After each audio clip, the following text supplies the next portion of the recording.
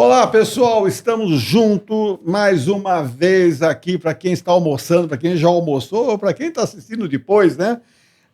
Com mais um Conectando e Lima. Desmistificando A reforma tributária. senão o Lima não vai O coral tem que funcionar. Ele não dorme essa noite se não tiver reforma tributária. Gente, nós estamos mais uma vez aqui com vocês, trazendo reforma tributária. E qual o tema de hoje, Lima? Obrigações acessórias. Cada dia pôr aquela música sinistra por trás, mas legal, né? Então roda a vinheta.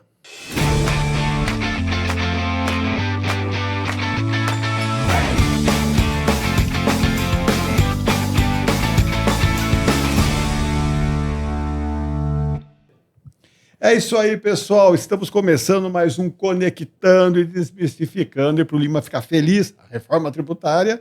E hoje nós vamos tratar de um tema que não interessa se você é profissional de contabilidade, né? Se você é empresário, se você é empresa sem fins lucrativos, nós temos que falar de obrigação acessória, né? A obrigação principal é o tributo, a arrecadação, a acessória são as informações que nós somos obrigados, não é facultativo, né? Somos obrigados a prestar ao fisco.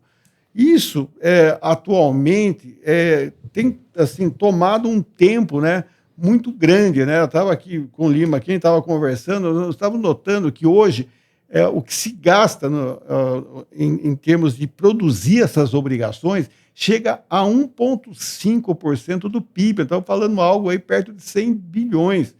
É absurdo, Lima. É absurdo.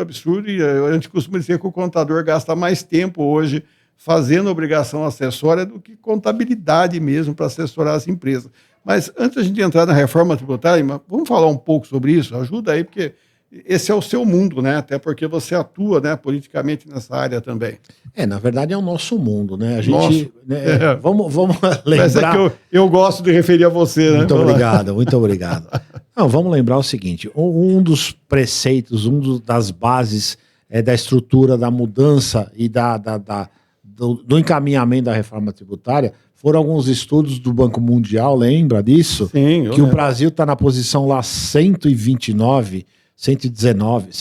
Que até impede, né, que as empresas venham para cá. Exatamente. Né? A burocracia, a complexidade tributária, porque no quesito apuração de tributos no Brasil, o número apurado de horas é em torno de 1.500 horas. Ou seja, 10 vezes menos ineficiente que alguns países como Bolívia, Argentina, países aqui vizinhos nossos que têm uma capacidade muito mais simplificada na questão tributária. Então, esse foi uma das questões que mais bateu e justificou, entre outras tantas justificativas, mas foi esse número que mostrou que o Brasil estava na rabeira da competição na apuração de tributos. E é uma fragmentação, né? Nós temos nesse sentido. Veja, a gente tem no sistema atual, ele tem lá controle do controle do controle. Você informa a informação A aqui, a informação A aqui. Total. Quer dizer, o governo já tem a informação, mas você fica mandando novamente. E lembrando, o governo, no meio da reforma tributária, andou criando a obrigação acessória nova, né? Sim. Então, na discussão da reforma tributária... Segura um pouco, faz um suspense. Mas hoje nós temos o quê? SPED fiscal, SPED contribuições, a GIA, que alguns estados já está acabando, a DCTF, a nota fiscal de serviço, a DIMOB. Cada município cria a sua. E aí, mais que isso, a gente tem outros entes envolvidos, vários entes envolvidos, Receita Federal, Secretaria de Fazenda, Secretaria de Fazenda e Municípios, que atualmente mal se comunicam. Por isso que cria-se essas redundâncias. Então, por que nós estamos falando de obrigação acessória? Porque, para falar de obrigação acessória numa nova regra, nós temos que entender que a regra atual, que seria perante a reforma tributária, a regra antiga, né, que ainda é nossa, que a gente vive ela, essa deveria estar melhor estruturada de forma tecnológica e também de forma a enxugar tudo isso. Então vamos lá, já que você está ansioso aí, conter a sua ansiedade. Mas como fica na reforma tributária? Nós vamos ter realmente uma simplificação ou um pouco mais da mesma coisa? Então, vamos lá. Então, de fato, nós não vamos consertar o mundo de uma vez só, né?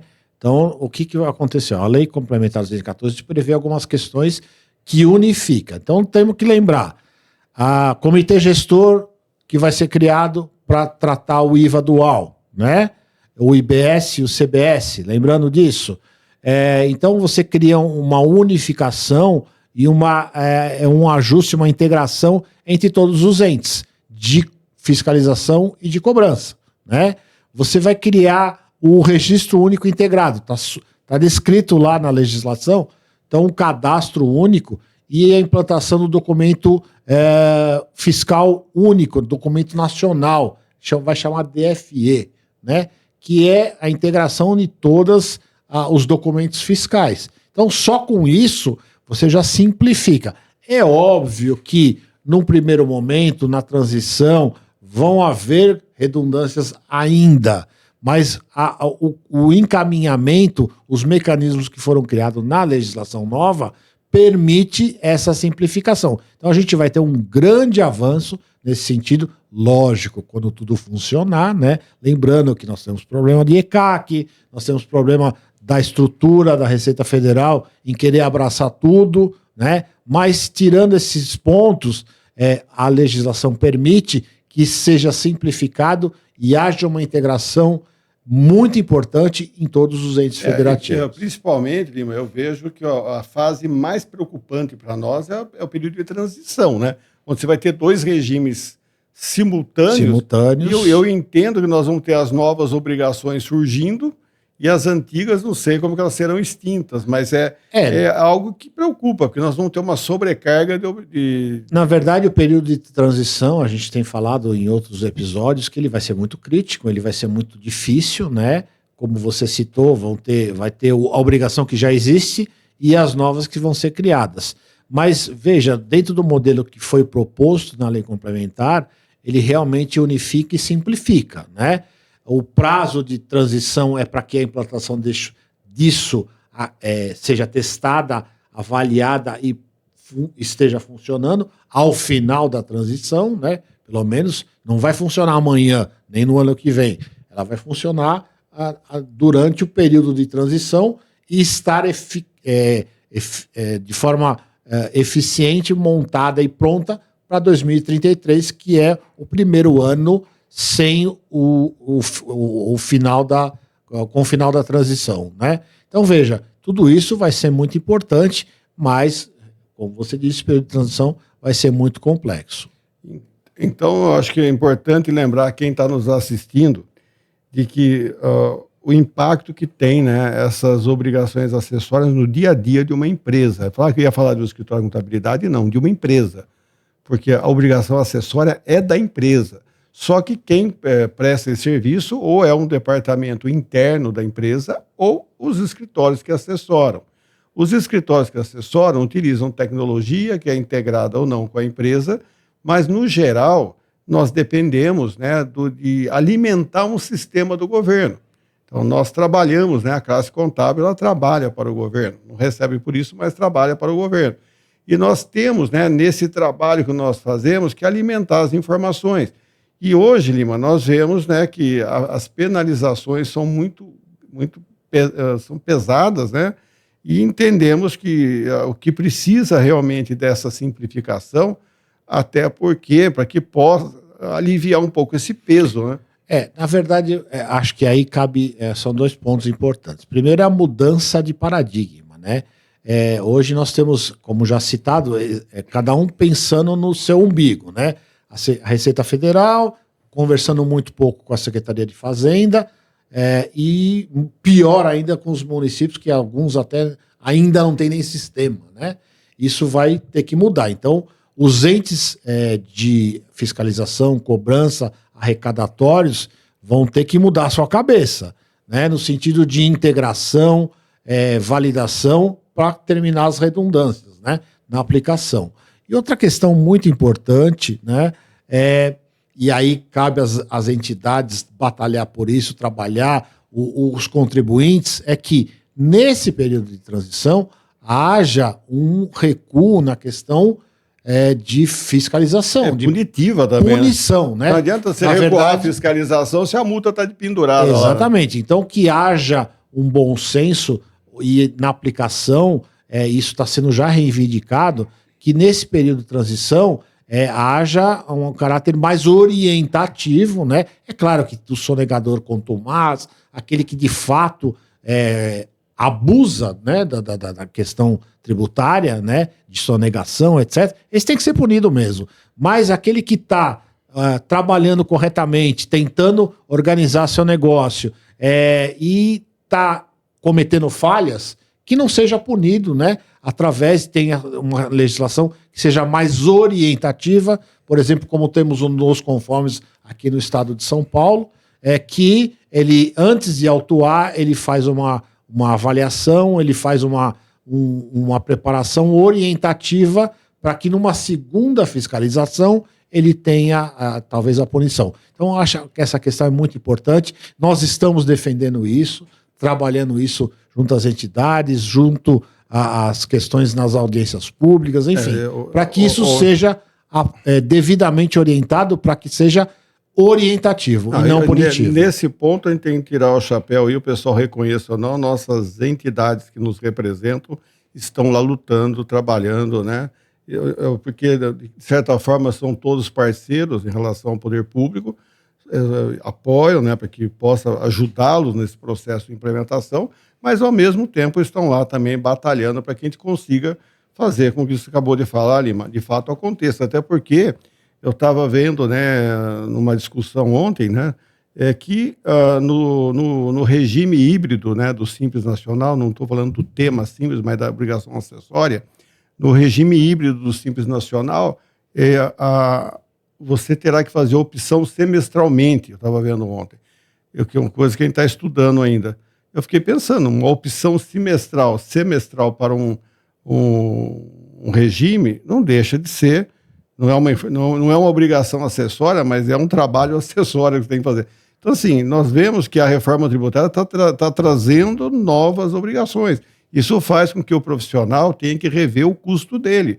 Se não tiver um planejamento para entender tudo que vai acontecer, você não fizer uma revisão do seu contrato, vamos falar depois, vai ter um tema só para isso, né, um programa, mas se não tiver uma revisão do seu contrato, não tiver um entendimento entre você e a empresa, você vai trabalhar de graça ou não vai ganhar para pagar a multa.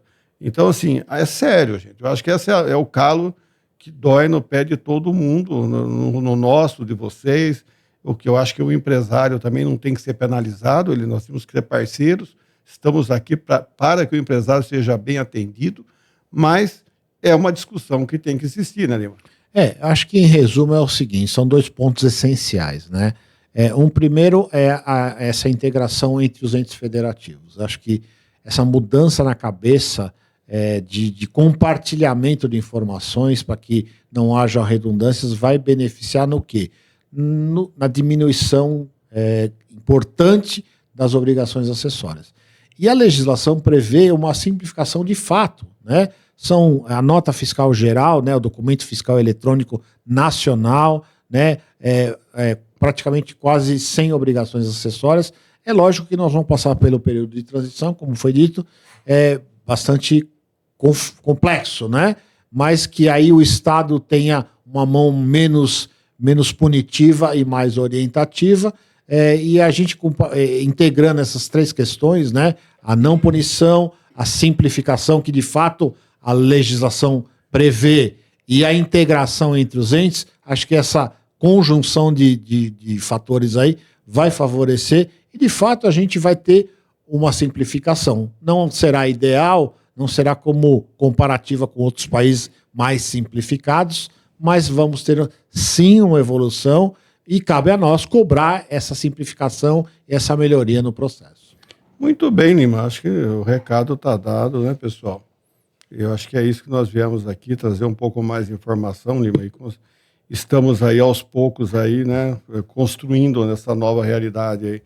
É isso, Lima. Então, vamos ao nosso fechamento. Vamos lá, eu acho que nós podemos agradecer aos nossos patrocinadores. Com certeza, vamos agradecer e parabenizar essa parceria que está com esses 3 patrocinadores hoje que ajudam a gente a construir essa ideia, esse podcast maravilhoso que traz informação para você. A Nanodata, né, que é uma empresa importante de tecnologia, um sistema bastante importante aí para as grandes empresas. Aqui, soluções, né, inteligentes na área contábil, que praticamente nos ajudou a implementar o canal. E a Hort Consultoria, que também ajudou a implementar o Mais canal. ainda, né? Mais ainda.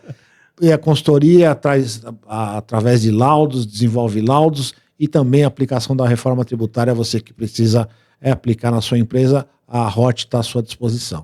É isso daí, pessoal. E nós estamos aqui, todos nós aqui juntos para vocês.